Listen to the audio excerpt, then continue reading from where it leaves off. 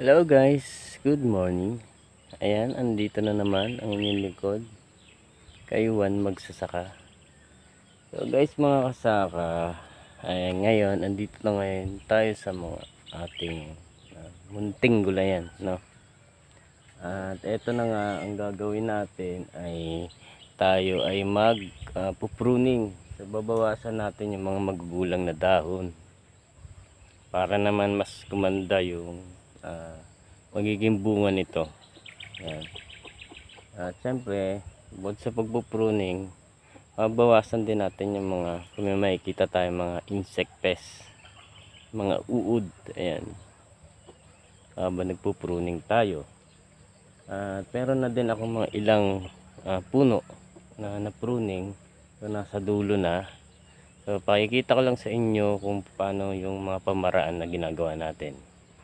So, ayan guys, mga kasaka, tara at ako inyong samahan.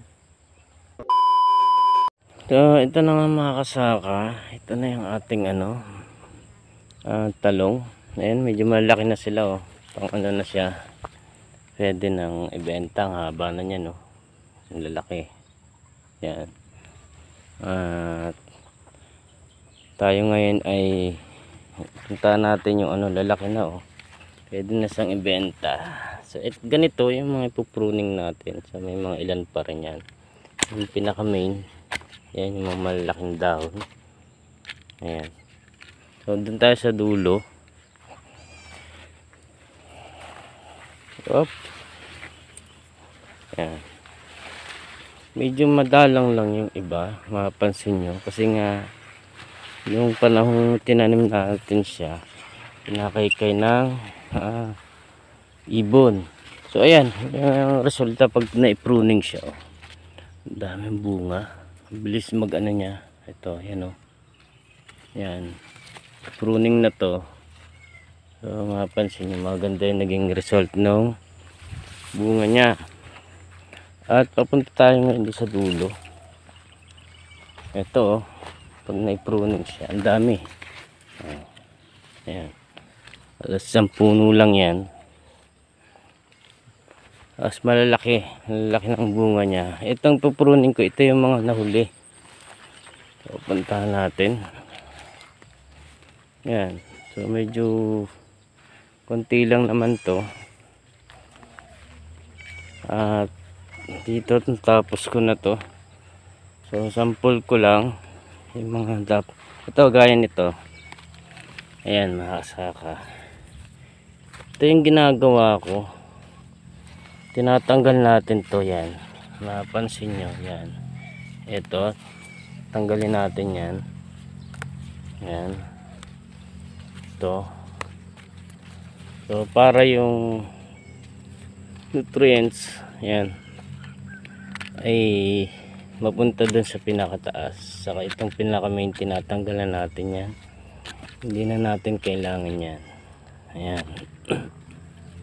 Saka siyempre mga infected na yung may mga tama o may sakit man siya, yan, tinatanggal na natin yan. So para magpo-focus lang siya dito sa taas. Gaya nito, mapapansin natin, ayan, laki ng dahon.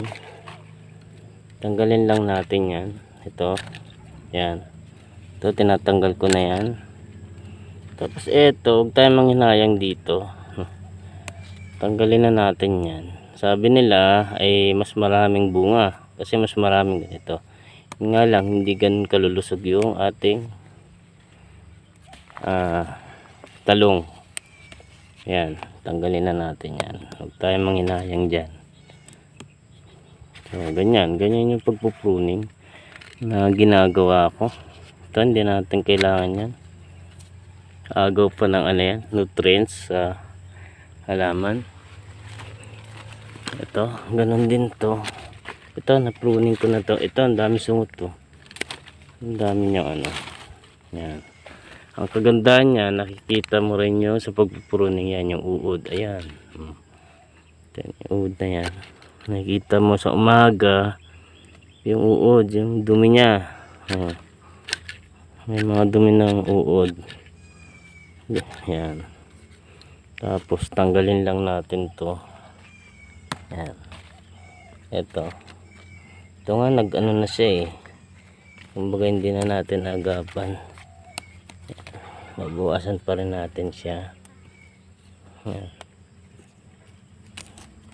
Yung mga yung mga naunang dahon. Yan. Tanggalin na natin yan. Yan. So ayan mga kasaka. So ganyan lang yung pagpupruning na ginagawa natin. Tingnan natin to. Kaso ang ano namin, hindi na namin siya nabalagan. Buti na lang walang malakas na ulan o bagyo na dumaan ngayon. So, ito tinatanggal ko na to. Masyado na siyang ano. Yan. Ito lang problema pag hindi siya nabalagan. Ito, natutumba. Buti na lang.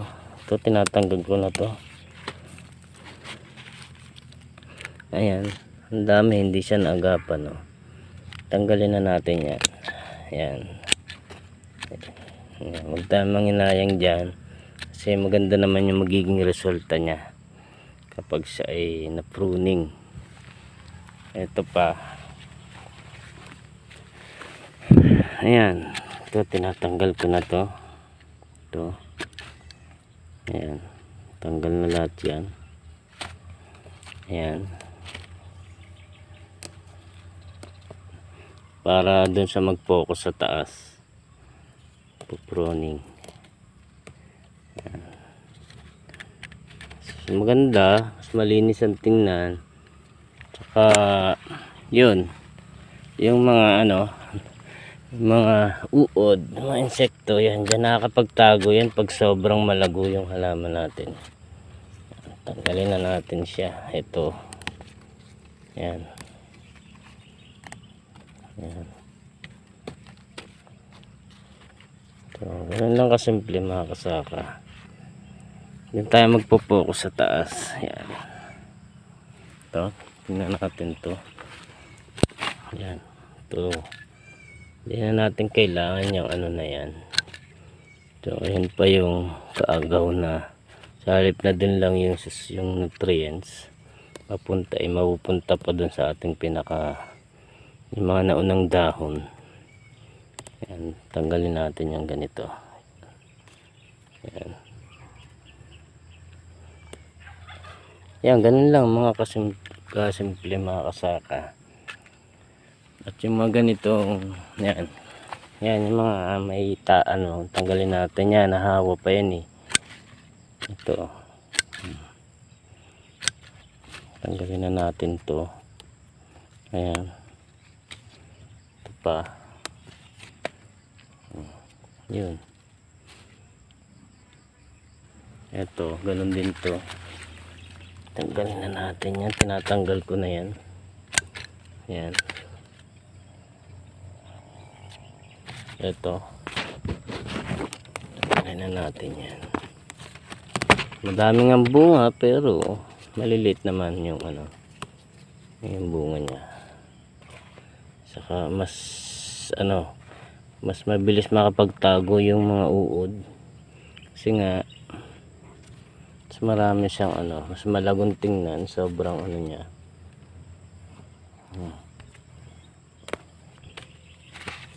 Sobrang makapal.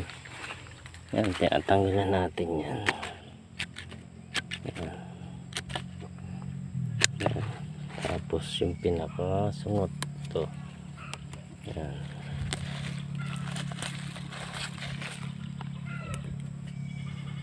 So, ganun lang kasimple mga kasaka yung ating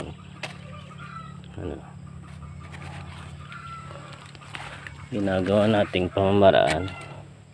Yan, para mas maging maganda yung resulta ng bunga ng talong. Yan. Tatanggal ko na yan. Ayan. Ito. Ayan, okay na yan. So, ganun lang mga kasaka simple.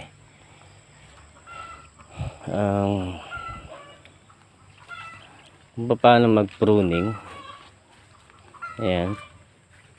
Ayan, mga ganito kalaking ano. Ayan, lalapad na niya, no. Hindi na ano yan. Ayan. Hindi na natin kailangan yan. So, pansin nyo dito sa mga napruning ko na una, malalaki ng talong. Maganda yung ano niya, kinalabasan. Oh. Medyo ano lang, nagka-problema lang kami dun sa ano, kasi pag wala kami, nakakain ng ibon. Pero tingnan nyo yung nagiging bunga niya, lalaki. Oh. Oh. Ayan, kasi may haba, oh. Haba, lalaki pa yan. Oh, ayan, oh, sa isang puno. Ganda yung nagiging result niya. Ito, oh, lalaki.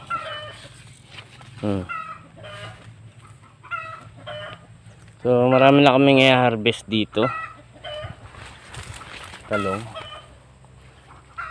Marami na siyang, baka abutin pa ng gulang.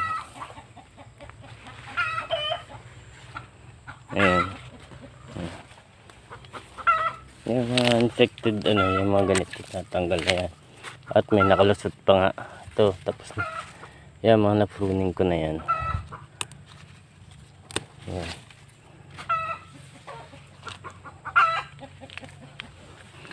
Lalaki ng naging ano niya, bunga.